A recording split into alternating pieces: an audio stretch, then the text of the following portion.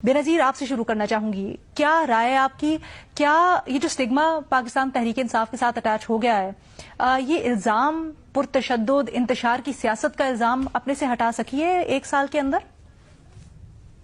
अलीना, मैं तो रियासत की बात करना चाहूंगी पहले, क्योंकि रियासत की ज्यादा बड़ी जिम्मेदारी बनती है।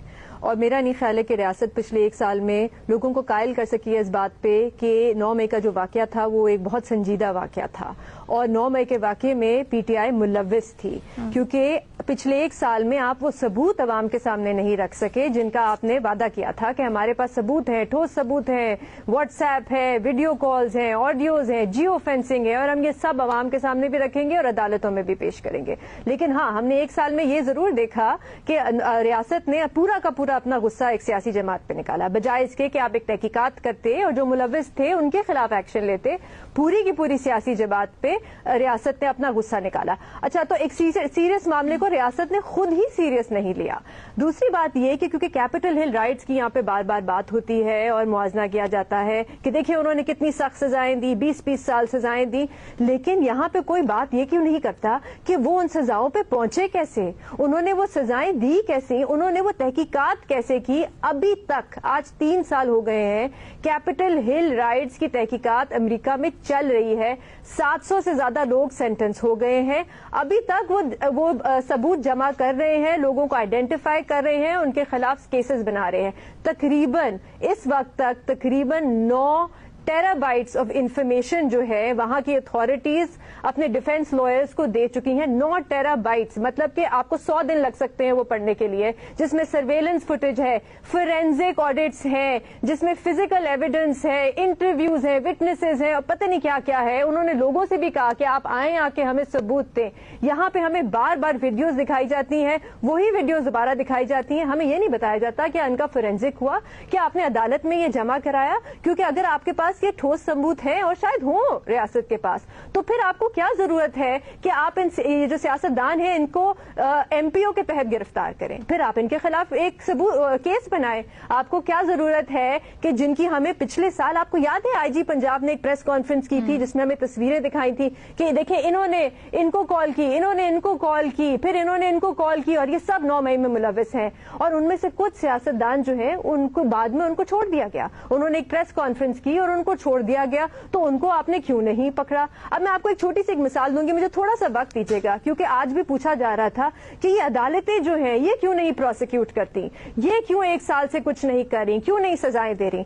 शरियार अफरीदी का जो केस है, क्योंकि मैंने उसको बड़ी गौर से फॉलो किया है, मैंने उनके ऑर्डर्स भी पढ़े हैं जो इस्लामाबाद हाईकोर्ट से आए हैं। शरियार अफरीदी पे इल्जाम ये था कि उन्होंने जीएचक्यू के गेट 1 पे लोगों को उकसाया और वहां पे जाके लोगों ने हमला किया। अदालत ने पूछा इसकी सीसीटीवी फुटेज आपने देखी है जब आप तहकीकात कर रहे थे? तो जवाब आया कि नहीं, हमने तो सीसीटीवी फुटेज नहीं देखी। केस बना दिया, सीसीटीवी फुटेज नहीं देखी। फिर एक इल्जाम शरियार अफरीदी पे था कि ये जब जेल में बैठे थे तो वहां से लोगों को उकसा रहे थे। तो फिर अदालत ने पूछा कि जेल में जो लोग इनसे मिलने आ रहे थे उनकी लिस्ट है आपके पास? तो जवाब आया नहीं, उनकी लिस्ट नहीं है। फिर अदालत ने पूछा कि जीएचक्यू के गेट पे हमला होता है तो फौज को आपने इस तफ्तीश में शामिल किया? तो उन्होंने कहा नहीं, हमने फौज को भी शामिल नहीं किया। तो आप जब सबूत लेके अदालत जाएंगे ही नहीं, तो फिर आप कैसे कह रहे हैं कि अदालतें जो है वो प्रोसिक्यूट नहीं करी? अब ये एक केस है जो हम सबके सामने है। फौजी अदालतों में क्या हो रहा है हमें पता ही नहीं, वहां पे क्या केस बन रहा है, वहां पे क्या सबूत दिया जा रहा है, कुछ नहीं पता।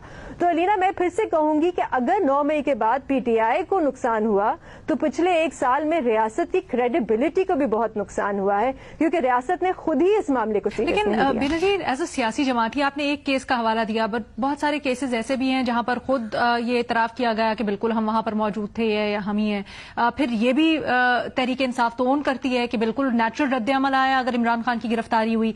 Also there is a history ना पार्टी के साथ, पार्लियामेंट हमला केस ले लें, आप ये ले लें अभी जो हकीकी आजादी मार्च के वक्त जरा आपस में हो गई थी कन्फ्रंटेशन जब इस्लामाबाद आए थे खान साहब।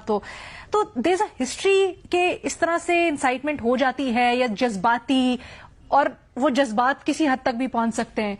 क्या तहरीक इंसाफ ये वाला जो अपने साथ स्टिग्मा है अटैच्ड, उसको कहीं ना कहीं किसी न किसी हद तक कंटेन कर पाई है?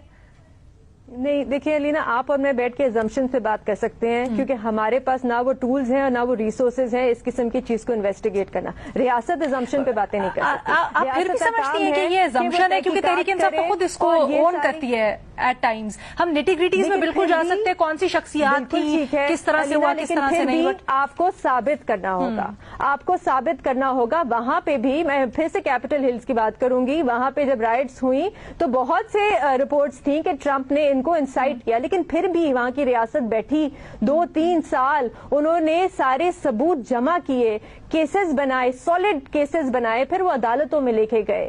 تو یہاں پہ ہم بیٹھ کے کیسے کہہ سکتے ہیں کہ انہوں نے ان کو ٹکٹ کیوں دیا؟ وہ تو ملوث تھے 9 مئی میں. کہاں ہے ان کو سزا ہوئی؟ کہاں ہے وہ ثبوت؟ جب تک آپ ثبوت نہیں رکھیں گے تو ہم کیسے الزام لگا سکتے ہیں؟